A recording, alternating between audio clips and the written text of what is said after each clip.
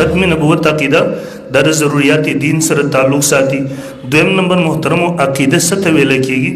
عقیده د عقدې نه ده. عقده غوټې ته ویلی شي. تاسو به کتلی وي موږ دنیا کې څه څیز کلکو مضبوطو هغې ته غوټه ورکوو. دغسې څه خبرې دغسې وي چې په زړه کې هغه کلکول غواړي، مضبوطول غواړي، هغې ته غوټه ورکول غواړي. که انسان باندې هر قسمه حالات راشي، مشکلات راشي، ناموافق حالات راشي، حتی چې بدن ټوکړې ټوکړې شي، خو د عقیدې دغه غوټه کلاو نشي، په دغه خبره کې کمزوري را نشي، په دغه کې نرمي را نشي، په دغه کې سستی را نشي. د دې وجې نه محترمو دې ته عقیده ویلی کېږي. او زموږ اصولیین تعریف کوي یقین راسخ لا یزول بتشکیک المشکک. عقیده هغه مضبوط او پوخ یقین ته ویل کېږي چې هغه شک کوون، شک اچون کې په شک سره زایل نشي. یو څوک تا ته د عقیدې په حوالې سره شکوک دراچي، شبهات دراچي، نو عقیدې په استحکام کې به هغې کې پرخ نه راولي، هغې کې به تزلزل نه راولي.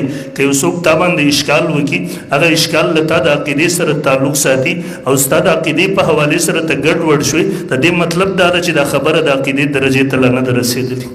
د دې وجې نه محترمو نن سبا یاد ساتئ د فساد او د فتنې په دغه دور کې حکیم الامت مولانا اشرف علي تانوي صاحب نور الله مرقده ولیکلي دي. یو سړی غواړي په دې فساد په دور کې زما د ایمان حفاظت وشي. مولانا تانوي صاحب نور الله مرقده 5 خبرې لیکلي، هکې 2 خبرې دا لیکلي دي. بیا پکار ده چې د هر چا کتاب مونږ ونه ګورو. دویم نمبر پکار ده چې د هر چا بیان درس مونږ وانه ورو، تر څو چې دا نه معلومه کړي د کتاب لیکونکی څوک دی، د دا عقیده څه ده، د د نظریه څه ده، د د مشرب څه دی، د تعلق د چا سره ساتي. د درس بیانونکی د قرآن درس کوي، د حدیثو درس کوي.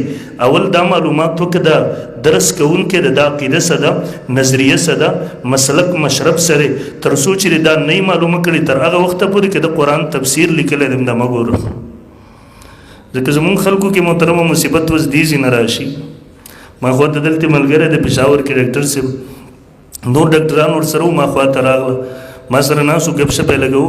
ما ته وایي د پلان کې یو نوم یې واغوستو ذاکر نایک صاحب، د هغې بیانونه اورېدل څنګه دي؟ ما ورته ویل چې تقابل ادیان په موضوع باندې هغه مطالعه شته تر یو حده پورې، لیکن هغه باقاعده عالم نه دی. د دې وجې نه چې کله دیني مسایل هغه شروع کړي هغې کې خطا کېږي، بعضې عقاید غلط بیانوي، بعضې مسایل غلط بیانوي. د دارالعلوم دیوبند نه 20 صفحاتو کې به هغه باندې تفصیلي فتوا د هغه عقایدو په حوالې سره راغلې ده. دې کې هغه یو ډاکټر صاحب ما ته وایي خیر اورو به صحیح خبره به اخلو، غلطه خبره به پرېږدو.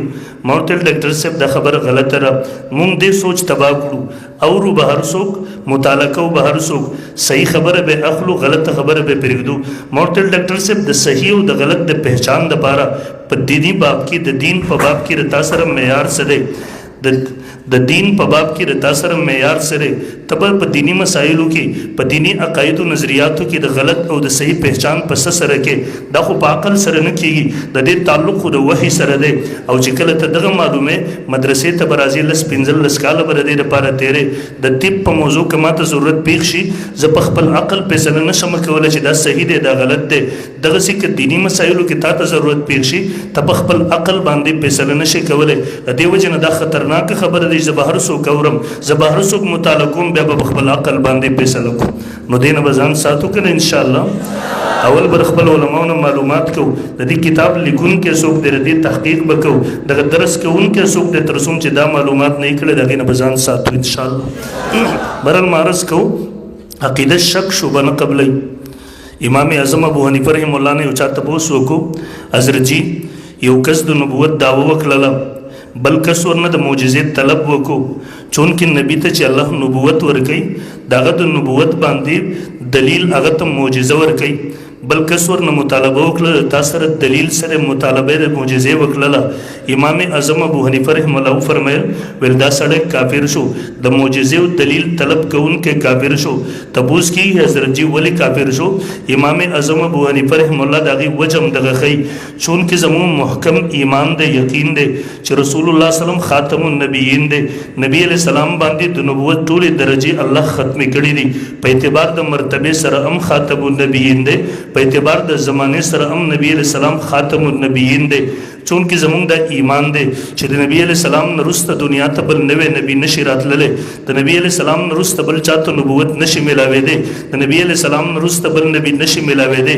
اوس چې دی د بل مدعي نبوت نه د معجزې طلب کوي، د دلیل مطالبه ورنه کوي، د دې مطلب دا دی چې دی په ختم نبوت باندې ایمان نه ساتي، دی په هغه عقیدې کې د شک شبهې شکار دی، د دې وجې نه په دې سره دی کافر ګرځي. ما د مولانا یوسف لودیانوي شهید نور الله مرقده حالات کا ته یو واقع لیکلی ده. یو کرنل صاحب دی، هغه زمانه کې کرنل صاحب نیک سړی و، عاشق رسول خو غریب ناپوهه و، دینی مسایلو سره دغې سره تعلق نه و. یو لوی کورنۍ نه د یو جنۍ د رشتې آفر ورته راغی، هغه جنۍ قادیانۍ ده، د هغه ځای نه آفر راغی د رشتې، تا سره رشته کول غواړو. کرنل صاحب ورته وایي ته قادیانی یې، زه مسلمان یم، رشته به څنګه وشي؟ هغه ورته خیر دی، دینونه هم جدا جدا دي، خو نکاح به خپلو کې وکړو، ته خپل دین پالو کوه، زه به خپل دین پالو کوم. چونکې غریب ته پته ونه قادیانیانو په حوالې سره هغه ته علم نه و چې د قادیانیانو سره هر قسمه تعلقات ساتل جایز نه دي، ځکه محترمو دا تاسو ویلي دي یو عام کافران دي، یو زندیقان دي. موږ عموما وایو یو سړی دی هغه په زړه کې هم کفر دی، په ژبه هم کفر دی، دې ته کافر ویلی شي. یو سړی دی په زړه کې کفر دی، په ژبه باندې د اسلام کلمه دې ته منافق ویلی شي. دریم هغه کس دی چې خپل کفر د اسلام په نوم باندې پیش کوي، په خپل کفر باندې د اسلام لیبل لګوي، خلکو ته پیش کوي، دغې ته ویل کېږي زندیق. د عام کافر حکم جدا دی، د زندیق حکم جدا دی. د عامو کافرو سره بعضې تعلقات ساتل جایز دي، بعضې ناجایز دي، لیکن د زندیق سره څه قسمه تعلقات ساتل جایز نه دي. زندیق که دکاندار دی، د ده نه سودا نشي کولی، د ده د کمپنۍ مصنوعات نشي استعمالولی، دی که ډاکټر دی د ده نه علاج نشي کولی، یو عام کافر نه علاج کولی شي. تاسو معاشره کې وګورئ، دلته هندوان هم اوسېږي، دلته سیکان هم اوسېږي. تر اوسه پورې زموږ دا علما به تاسو نه کتلي چې د هندوانو خلاف چېرته جلسه کړي، د سیکانو خلاف یې چېرته جلسه کړي، بلکې زموږ مطالبه دا ده چې هغوی ته خپل د اقلیت حقوق میلاو شي. ځکه وجه څه ده؟ عیسائی خپل عیسایت د اسلام په نوم نه پیش کوي، یهودي خپل یهودیت چاته د اسلام په نوم نه پیش کوي، هغه سیک خپل سیکمت د اسلام په نوم باندې چاته نه پیش کوي. خبر جنجال هم دیزي کې جوړلی، قادیانې خپل کفر د اسلام په نوم باندې پیش کوي، قادیانې په خپل 2 نمبر عقایدو باندې د اسلام لیبل لګوي، عوامو ته دوکه ورکوي، جګړه اصل کې دیزي کې جوړه ده. تاسو ګورئ یو سړی دی شراب خرڅوي، لیکن د شرابو په نوم جرم کوي یقینا. لیکن دویم سړی دی په شرابو باندې د زمزم لیبل لګولی دی، هغه شراب د زمزم په نوم باندې خرڅوي. یو سړی د خنزیر غوښه خرڅوي، لیکن د خنزیر د غوښې په نوم یې خرڅوي. دویم سړی دی هغه د خنزیر غوښه خرڅوي او هغه د پیزې د غوښې په نوم باندې خرڅوي، لیبل یې لګولی د بکرې کا تازه ګوشت دستیاب دی. همدغه جرم قادیانیان کوي چې هغه شراب د زمزم د لیبل په نوم باندې خرڅوي، هغوی د خنزیر غوښه هغه د ګډ او د بیزې د غوښې په نوم باندې خرڅوي، یعنی هغوی خپل کفر د اسلام په نوم پیش کوي، جګړه هم په دې ځای کې جوړه کړي. د دې وجې نه د قادیانیان د هغوی د عامو کافرو حکم نه دی، د هغوی حکم د زندیق دی. د قادیانیانو سره هېڅ قسمه تعلقات ساتل جایز نه دي. کرنل صاحب ته وایي ټیک ده، دینونه هم جدا جدا دي، رشته به وکړو. کرنل صاحب غریب هم خپلو خبرو کې راوستو، رشته وشوله، نکاح وشو، خو هغه ورسره شرط کېښودو، ویل ما ته به قادیانیت ته دعوت نه راکوي، زه په اسلام مطمئن یم. ټیک ده، ستاسو شرط منظور دی. بل ورځ تګ راتګ شروع شو، د مجلس په انسان باندې اثر خامخا کېږي. هغه قادیاني مربي ناست دی، کرنل صاحب د خپل کورنۍ سخرګنۍ کره راغلی دی، دیو په خپلو کې بحث و مباحثه شروع ده. هغه قادیاني مربي دغې کرنل صاحب ته وایي کرنل صاحب مونږ په خپله وعدې باندې قایم یو، مونږ تا ته دا نه وایو چې ته قادیانی شه، مونږ دعوت د قادیانیت نه درکو، مونږ تا ته خپل لیټریچر هم نه درکو، مونږ تا ته خپل بیان هم نه درکو، مونږ تا خپلې جلسې اجتماعات هم نه غواړو، مونږ په خپله خبره باندې قایم یو. البته یو خبره درته کوو، ستاسو مولیان وایي ستاسو په دین کې دا خبره ده چې استخاره کول سنت دي، استخاره د الله رب ذوالجلال سره مشوره ده. ته بیګا ته په دې خبره باندې مشوره وکړه چې قادیانی نبی دی که نه، د رسول الله صلی الله علیه وسلم نه وروسته د نبوت سلسله بنده ده که جاري ده، ته په دې باندې بیګا ته استخاره وکړه. کرنل صاحب غریب ناپوهه و، دینی بصیرت بصارت یې نه لرو، د دې وجې نه غریب ته دا هم پته نه و چې استخاره به څه کېږي. او ورته ټیک ده زه به بیګا ته استخاره وکړم. کرنل صاحب بیګا ته استخاره کوي، استخاره چې کله کوي د بیګا تر شپې خوب ګوري قادیانه ملون دجال کذاب افاق زوال مزل ناشته هغه ته خلق لاین لګولې دی دغه پلاس باندې بیعتونه کوي کرنل سیبم ناشته هغه پلاس باندې بیعت وکړو سحر ته چې د پاسېدو د دزله دې طرف ته مایل شوی دی چې یقینا نعوذ بالله قادیانی نبی دی سبا ته دیم لاړو هغه قادیانی مربي تراغه ورته زما زله مطمئن شوی دی یقینا زما زله په دې وبس کړی دی چې قادیانی نعوذ بالله یقینا نبی دی ما ته قادیانیت کې داخليږم ما بیعت قادیانی شو علاقه علما خبر شو علما پسې راغله کېناسته ورسره یو عالم به راتلو د ورته ویل ما ته دعوت ځکه مه راکوئ چې ما ته قادیانیانو دعوت نه دی راکړی ما د هغوی لټریچر نه دی کتلی ما د هغوی بیان نه دی اورېدلی ما د هغوی اجتماع کې شرکت نه دی کړی چونکې ما استخاره کړې ده تاسو علما وایي چې استخاره سنت ده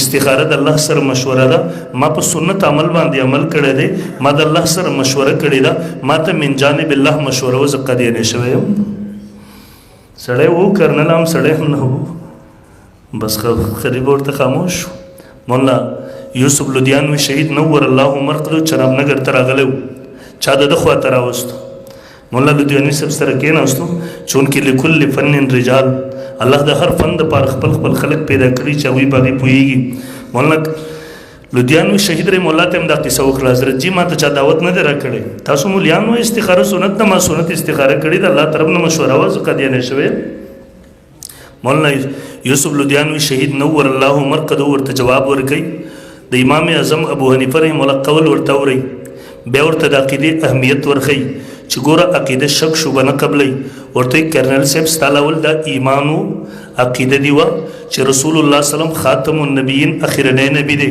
الله د نبوت سلسله په محمد رسول الله صلی الله علیه وسلم باندې ختمه کړې ده ورته بالکل دا زما ایمانو ورته وایي څه وخت چې تا ته هغوی ویله چېرې ته بېګا ته استخاره وکړه ته ورته استخارې ته تیار شوې ورته وایي جی ها وایي په دغه وخت کې ستا په دغه عقیده کې شک راغی د رسول الله سلم د خاتم النبیین کېدو په باره کې تر شکوکو شبهاتو شکار شوې هغه عقیده کې ستا کمزوري راغلله هلته تزلزل راغلله هغه شک او شبې هغې تزلزل تر اسلام نه خارج کړلې په دې وخت کې تر اسلام د حدودو نه ووتلې اوس بېګا ته چې تا استخاره کول شیطاني خوبونه به دې لیدل بېګا ته چې تا قادیانی شیطان په خوب کې نه لیدو نو څه به دې کاته دی په خبر پوه شو مولا کندهلوی رحم الله علیه غاړه ورته ډېرې وجړل ویل حضرت آج پہلی مرتبہ کسی نے بات سمجھائی نن پہلا ځل چا په خبره پوه کړلم لاس باندې ورته لاس کېښودو واپس مسلمان شو محترم معرض کو عقیده ختم نبوت دا ضروریات دین سره تعلق ساتي او دا زمونږ عقیده ده د عقیدې په حوالې سره به څه قسمه شګوګ شبهاتونه شکار کېږي مخکې جمعې په ورځ ما کتاب کتو امام رازي رحم الله سوخ کتاب ولیکو د الله په وجود باندې 100 دلایل راجمع کړل په لاره روان دی شیطان ورته راغی بحث یې ورسره شروع کړو امام رازي رحم الله ورته دلیل وایي ورته د الله په وجود در سره دلیل څه دی امام رازي رحم الله ورته دلیل شروع کړو ورته ما خو به دې کتاب ولیکو شیطان ورته واپس جواب ورکړي امام رازي ته ورته ستانه د پلانکي زمیدار کاکا ایمان مضبوط دی هغه ورته څنګه مضبوط دی ما پسل دلایل راجمع کړل د الله په وجود مې کتاب ولیکو عقلي دلایل مې راجمع کړل او ته ما ته وایې چې د پلانکي زمیدار کاکا ایمان تانه مضبوط دی شیطان ورته مضبوط دی که نه دی ورته څنګه مضبوط دی ورته وایي تا ته مې ویله چې د الله په وجود دلیل سره تا دلیل شروع کړو ویل هغه زمیدار کاکا ته ورغلم ما ورته ویل د الله په وجود دلیل سره ویل دغومره کاڼه یې چوت کړو ما ته ویل چې دا سر دې وخرم نو مونږ د رسول الله سلم د ختم نبوت عقیده کلک ایمان بساتو او انشاءالله العزیز د عقیده ختم نبوت په حفاظت کوي انشاءالله حضور انشاءالله